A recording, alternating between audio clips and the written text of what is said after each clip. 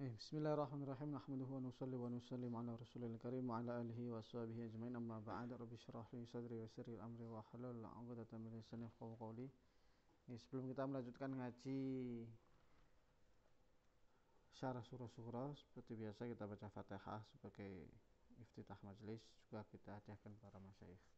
La hadrana sallallahu alaihi wa sallam. Al-Fatihah.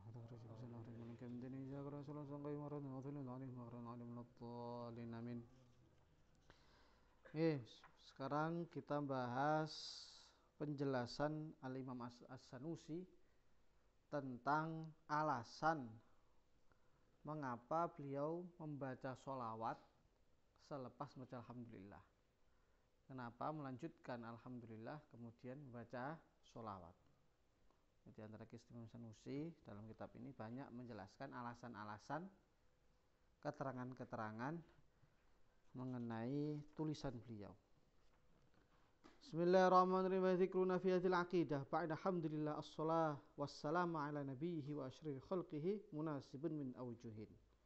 Beliau mengatakan, kami menyebutkan dalam akidah ini, dalam kitab syarah surah-surah ini, selepas membaca hamdalah, sholawat dan salam atas Nabi Muhammad SAW adalah munasib atau relevan dari beberapa wajah, beberapa alasan.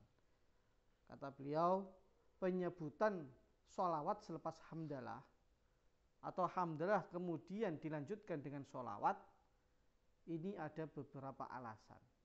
Ada beberapa alasan. Ada munasabah. Ada beberapa hubungan kesesuaian antara sholawat dan hamdalah. Dari segi apa saja? Al-awwal, yang pertama, annahu, bahwasanya syibhu hamdin khosin ba'da hamdin amin. Penyebutan sholawat selepas hamdalah adalah semi atau serupa pujian yang khusus selepas pujian yang umum. Jadi alhamdulillah itu bentuk hamdun am, pujian yang umum, sedangkan sholawat itu pujian yang khusus. Mengapa? Li'annahu, karena sesungguhnya lamma hamidal maula tabaraka wa ta'ala hamdan mutlaqan ala jami'il fadail wal fawadil wa in syi'ta qulu ta'ala kamalihi wa takmilihi hamidahu ba'da dzalika hamdan khassan wa huwa imtithalu amrihi fima amara bihi minas shalawat taslim ala nabiyhi sallallahu alaihi wasallam. Karena selepas musannaf memuji Allah Subhanahu wa taala dengan pujian yang mutlak atas seluruh keutamaan-keutamaan yang berkaitan dengan nikmat yang terbatas, dengan nikmat yang menjangkau sesuatu yang lain. Jadi fadhail wal fawadil itu mirip-mirip. Cuman tetap ada bedanya. Ada bedanya. Kalau fadhail kata para ulama itu jamaknya fadilah. Itu ni'mah qasirah. Kalau fawadil itu jamaknya fadilah atau ni'mah muta'addiyah. Jadi qasirah itu nikmat yang terbatas. Kalau di makhluk ya kayak ketampanan, itu kan nikmat dige dhewe. Dige awake dhewe, badan yang sehat, kekar, tubuh yang ideal. Kalau fawadil itu satu nikmat yang berentek atau menjangkau orang lain, kayak dermawan, membantu orang. Nah, begitu juga ada keistimewaan Allah, kesempurnaan Allah yang seperti apa? Ilm, apalagi kidam, bako. Ada yang sifatnya itu fawadil, memberi rizki, memberi kehidupan, memberi nikmat, memberi anugerah yang menjangkau sesuatu yang lain.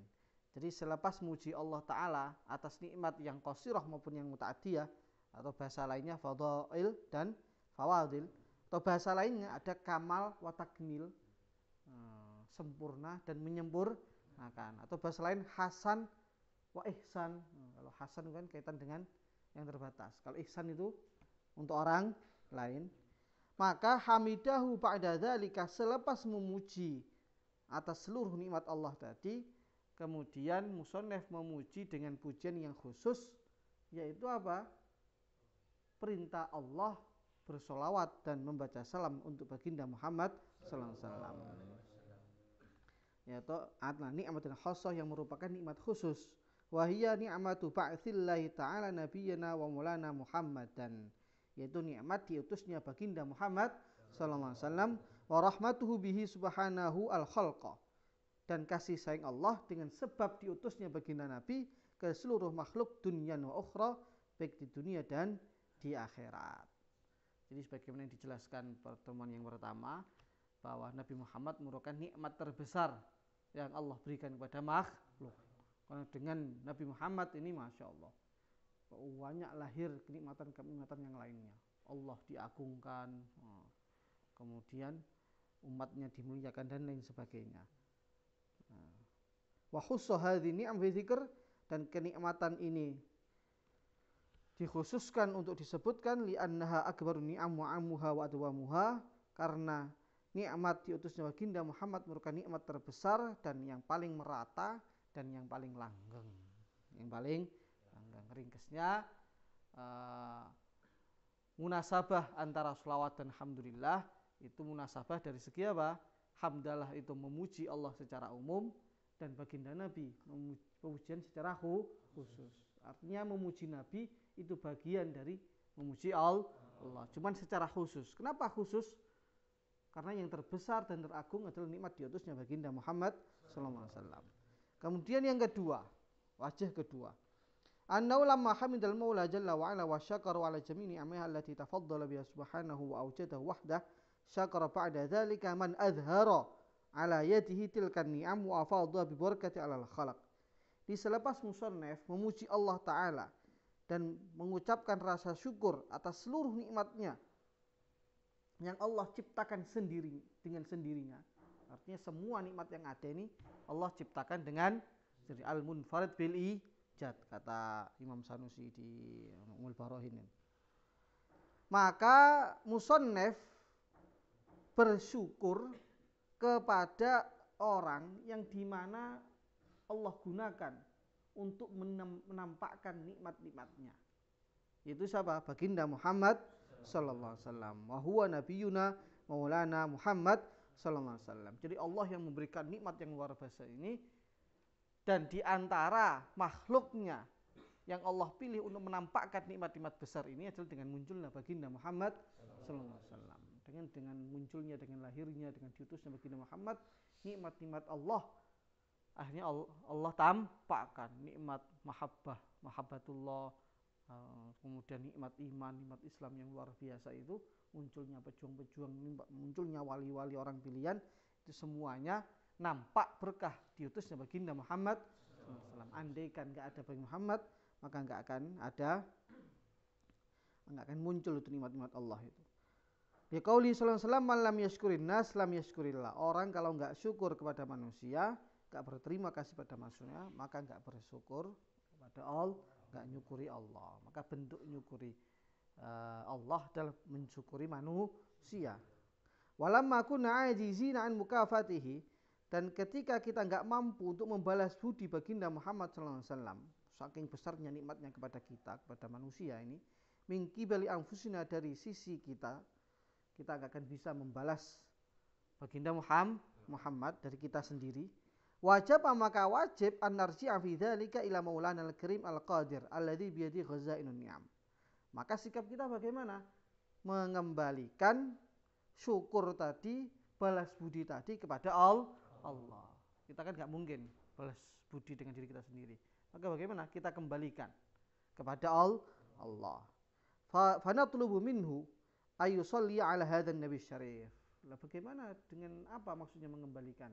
Yaitu dengan kita meminta kepada Allah agar bersolawat kepada baginda Muhammad sallallahu alaihi wasallam. Wa ayun'ima alaihi bi ni'amin yashabuha takrimun wa ta'zim. Dan agar Allah memberi nikmat kepada baginda Muhammad dengan nikmat yang diiringi dengan kemuliaan dan keagungan. Ala ma yaliku, sesuai dengan apa yang pantas, bimanzilati hadza sayyid indah, dengan posisi kedudukan kemuliaan baginda Muhammad sallallahu alaihi wasallam. Wa yusallimu alaihi, dan agar Allah taala memberi salam, memberi penghormatan, pengagungan kepada baginda Muhammad Sallallahu Alaihi Wasallam. Jadi ketika kita nggak mampu untuk balas budi dengan baginda Nabi, maka kita meminta kepada Allah yang Maha Kuasa agar apa? Agar memberikan sholawat dan salamnya kepada baginda Muhammad sallallahu alaihi wasallam. Dan di antara maksud salam kata Imam Sanusi, bi ayyusmi'ahu, yaitu Allah memperdengarkan kepada beliau baginda Muhammad min kalamihi, dari firman Allah, alladzi la mislalahu, yang tidak ada sepadannya, tidak ada serupa dengan kalam tersebut, ma tuqirru bi ainuh, yang menggembirakan mata baginda Nabi, wa tabtahiju bihi nafsuh, dan menggembirakan, melonggarkan hati Nabi, wa tasyu bihi jahuh, dan meluaskan kemuliaan Nabi. Jadi maksud salam kata Imam Sanusi yaitu kita meminta kepada Allah untuk apa? Memperdengarkan kalam Allah kepada baginda Muhammad sallallahu alaihi wasallam. Nah, ini di sini agak terjadi perbedaan sedikit antara Imam Asy'ari dan Imam Maturidi di sini. Kalau kesamaannya Imam Asy'ari sama-sama meyakini bahwa kalamullah itu qadim. Kalau Mu'tazilah kan enggak. Kalamullah itu hadis, enggak ada kalamullah. Allah itu menciptakan kalamnya. Kemudian yang kedua persamaannya apa? Kalamullah itu bila sautin wala hurufin, tidak berbentuk suara maupun huruf i'rab dan lain sebagainya, yang merupakan sifat-sifat hudus. Itu dua perkara inti ini Asy'ariyah dan Maturidiyah ittifaq. Nah, yang khilafiyah itu apa? Kalamullah yang qadim itu masmu' atau tidak? Bisa didengar apa enggak? Kalamullah yang qadim, bukan Al-Qur'an loh. Bukan Al-Qur'an yang kita baca. Kalau itu jelas bisa didengar. Kalamullah yang qadim itu bisa didengar apa tidak? Nah, di sini khilafiyah. Kalau Imam Asy'ari bisa didengar. Kalau Imam Maturidi tidak bisa didengar. Yang didengar itu dal alaih, petunjuknya. Kayak Al-Qur'an itu kan bukan kalamullah yang qadim. Tapi Al-Qur'an menunjukkan kalamullah yang qadim. Paham enggak? Al-Quran yang kita baca, yang ada tulisannya, yang ada hurufnya tadi, adalah sesuatu yang menunjuk atas kalamullah yang qadim. Tapi walaupun begitu tuh, untuk ta'adubnya kita nggak boleh katakan Al-Quran yang ini adalah makhluk. Nah, nggak ada. Tapi hakikatnya kalau dalam forum taklim gitu itu, makanya harus dikasih Al-Quran yang kalamullah, yang sebagai petunjuk dari kalamullah yang qadim adalah qadim. Paham? Kalau yang kita baca ya enggak, itu hadis. Tapi walaupun begitu itu kita harus jaga adab. Nah, kalau gampangannya sebetulnya banyak contohnya itu. Ya kayak umpama gini, kita mengatakan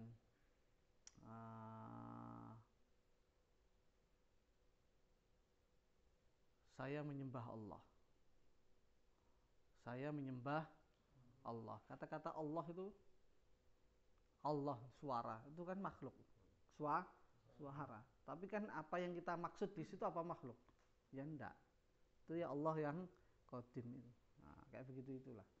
Kalau suara yang kita baca di Al-Quran itu ya makhluk. Walaupun ta'adubnya itu kita enggak boleh katakan tapi hakikatnya itu makhluk. Hakikatnya itu makhluk.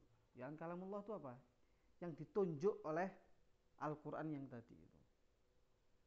Mafhum ini? Namanya kalamullah qadim begitu itu. Nah, kalam yang qadim itu bisa terdengar apa enggak? Kalau menurut Imam Asy'ari tadi bisa. Kalau menurut Imam Maturidi enggak bisa. Yang bisa didengar itu petunjuk tadi. Petunjuk yang menunjuk kalamullah qadim. Nah, sebetulnya kalau direnungi kata para ulama, ini khilafnya hanya khilaf lafzi. Khilaf di kulit saja. Hakikatnya itu enggak khilaf. Kenapa? Mereka itu berbeda dengan definisi masmu' saja. Apa yang dimaksud dengan masmu'? Kalau menurut Imam Maturidi, namanya masmu' itu ketersambungan ittisal bahasanya. Ittisal dengan hawasus sama, dengan indera. Jadi namanya mendengar, kata-kata mendengar itu ada kaitan dengan indera. Dan namanya indera manusia itu kan hanya mengindra, hanya mendengar suara. Maka kalau model begini ketika beliau, maka ya nggak bisa dong. Kalau mullah qadim kan nggak berupa suara. Tentu saja nggak bisa dimasmu, karena namanya masmu harus dengan hawasus sama itu, harus dengan indera. Nah kalau Imam Syari enggak, masmu itu enggak harus hawasus sama, enggak harus. Terus pokoknya kalau ada idrok, ada kepahaman, itu kalam ya sudah. Mau pakai hawas atau enggak itu enggak penting. Itu semua hukum adat semua. Kayak melihat harus pakai mata, melihat harus perkara terbatas yang pernah kita bahas. Itu semua adat. Sehingga menurut beliau kalamullah bisa didengar. Paham ini ya? Karena mendengar enggak mesti suara. Ringkasnya apa? Kesamaannya itu sangat fatal inti, yaitu kalamullah itu qadim dan kalamullah bukan suara dan huruf. Perbedaannya tadi masmu atau tidak. Paham ini ya? Nah, makanya di sini beliau bi ayyusmi'ahu min kalamihi. Allah memperdengarkan kepada baginda Muhammad sallallahu alaihi wasallam kalamnya, firmannya yang menggembirakan Nabi. Jadi maksudnya salam itu apa? Semoga salam atas baginda Muhammad. Maksudnya apa? Semoga Allah memperdengarkan kalamnya sekira dapat menggembirakan Nabi. Paham ya? Itu yang kedua. Jadi sholat kepada Nabi ini bentuk rasa terima kasih kita kepada baginda Nabi, dan terima kasih ke baginda Nabi itu juga sama dengan terima kasih kepada Allah. Ringkasnya begitu itu. Kemudian alasan yang ketiga, anna lamma sadara anhu alhamdulillahirabbil alamin wa kana dzalika muqtadhiyan li ma'rifati tauhid maulana jalla wa ala, yaitu ketika timbul alhamdulillah atau keluar kata-kata alhamdulillahirabbil alamin, dan kata-kata alhamdulillahirabbil alamin sebagaimana yang telah kita bahas menuntut adanya ma'rifat atau mengetahui keesaan Allah dan mengetahui apa saja yang pantas bagi Allah dari sifat-sifat uluhiyah, sifat-sifat ketuhanan, ala hasbi ma madha takriruhu, sesuai yang telah kita jelaskan sebelumnya. Dan kita jelaskan, alhamdulillah mesti Allah kudu esa, Allah kudu kidam, Allah kudu baqo, kudu mukhalafah, dan nanti akan dijelaskan sepanjang lebar setelah ini. Maka syakara ba'dahu man awsala ala yadihi ni'amah azimah. Musannaf bersyukur selepas mengucapkan alhamdulillah kepada orang yang telah menyampaikan atas atau melalui jasanya nikmat yang agung ini. Idzin nasu qabla ma ba'athihi kanu yamdahuna ghairallahi ta'ala min asnam wa ghairiha. Karena para manusia ketika itu sebelum diutusnya baginda Muhammad memuji selain Allah, wa yudhifuna ala sabilil haqiqah, dan menyandarkan secara hakikat fi za'mihim, menurut persangkaan mereka, ni'amahu tabaraka wa ta'ala, nikmat-nikmat Allah, wa anwa'a tarbiyatihi, dan segala macam tarbiyahnya Allah, ila ghairihi, pada selain Allah, minal asbabil adiyah ghairiha, dari sebab-sebab adat dan selainnya. Falamma ba'atha nabiyyana maulana Muhammad arrafahum annal hamda la yastahiquhu ala haqiqah illallah ta'ala idh la kamala qadiman wala hadithan illa lahu wa annahu huwa rabbul alamina wahdah. Jadi ini agak mirip dengan yang kedua ini, agak mirip, yaitu selepas mengucapkan alhamdulillah, dan sebagaimana yang telah dijelaskan bahwa alhamdulillah itu menetapkan atau menuntut adanya kesempurnaan Allah. Allah itu kudu sempurna, kudu esa, kudu kidam, bakal dan sebagainya. Dan orang yang mengenalkan atau menyampaikan nikmat tauhid ini siapa? Baginda Muhammad. Maka sangat pantas bahwa selepas alhamdulillah maca sholawat. Karena selepas tadi memuji Allah yang menetapkan keesaan Allah, siapa yang mengenalkan keesaan Allah dan keagungan Allah? Baginda Nabi Muhammad. Maka cocoknya beralhamdulillah sholawat. Karena beliaulah yang mengenalkan bahwa tidak ada hamd yang paling pantas kecuali Allah. Yang paling dipuji hanya Allah. Wa ballaghum qaulu ta'ala ya ayyuhan nas, dan menyampaikan firman-Nya, wahai para manusia, udzkuru ni'matallahi alaikum. Ingatlah nikmat Allah kepada kalian, hal min khaliqin ghairallahi yarzuqum. Apakah ada pencipta selain Allah yang beri rezeki kepada kalian? Wa nahwa dzalika mimma huwa katsirul an, dan ayat-ayat yang semacam ini yang sangat banyak di Al-Qur'an. Wa qad ikhtusira dzalika kullu fil Fatihah, yang semuanya diikhtisar, diringkas dalam Fatihah. Wa li hadza kanat ummul Qur'an. Maka dengan inilah Al-Fatihah menjadi ummul Qur'an. Tauhid sesungguhnya tidak dijelaskan dalam Al-Qur'an, dan Al-Qur'an diringkas dalam Al-Fatihah. Itu alasan yang ketiga. Sekarang yang keempat. Ada 5 ini. Cuman kayaknya terlalu panjang, jadi 4 aja nih terakhir. 5-nya dilanjutkan lagi. Apa itu alasannya, munasabahnya? Anna hamdallahi ta'ala wa syukrahu alladhi dakhala tahta umumi du'a wa talabun minal maulal karim. Bahwasanya memuji Allah dan bersyukur kepada Allah adalah masuk di bawah keumumannya doa dan permintaan. Artinya memuji Allah itu mengandung atau sama saja dengan doa. Orang memuji Allah itu berisi dengan doa sebetulnya. Doa itu masuk ke umumannya hamd. Limazidi ni'amihi bi tariqi wa'di shadiq fi qouli ta'ala. Doa untuk minta tambahan. Yaitu sebagaimana janji Allah, sebagaimana dalam firman Allah, la in syakartum lazidannakum. Nek syukur ditambah. Wong nek muji-muji tandane njaluk meneh. Wa li hadza warada bil khabar afdalu dzikri la ilaha illallah, seutama zikir la ilaha illallah, wa afdalu du'a, dan seutamanya doa alhamdulillah. Walamma kanat ijabatu ad'iyatina mauqufatan ala salatina ala nabiyina maulana. Dan ketika kemustajabannya doa kita itu terhenti atau tergantung sholawat, dalam satu riwayat doa itu gantung sebelum sholawat, maka ataina bisolati wat taslim alaih, kita mendatangkan sholawat dan salam ba'da jumlatil hamdi, selepas hamd alhamdulillah tadi, al mutadhammin yang mengandung, yang berisi lisyukr, al mutadhammin talabal mazid, untuk syukur yang mengandung permintaan tambahan, mini amillahi ta'ala, dari nikmat Allah ta'ala, takmilan, untuk menyempurnakan, lihada talabi, atas permintaan ini, wa tatminan, dan menyempurnakan, lihordil hamid, untuk tujuannya si hamid. Jadi alhamdulillah itu kan tadi bagian dari doa agar minta tambahan nikmat. Ringkasnya hamd doa, dan doa itu akan terhenti kalau nggak sholawat. Maka sangat relevan, sangat munasib kalau selepas hamd itu sholawat. Makanya di doa-doa pun kita juga gitu kan. Di antara adab doa itu apa? Alhamdulillah rabbil alamin wassalatu wassalam. Nah, jadi hamd itu doa, supaya doanya dimujabahi, diistabahi, diangkat oleh Allah, maka baca sholawat.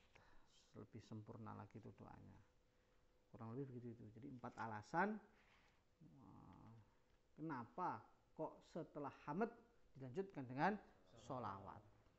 Nanti akan dilanjutkan dengan alasan ke-5. Insyaallah cukup nih. Takror.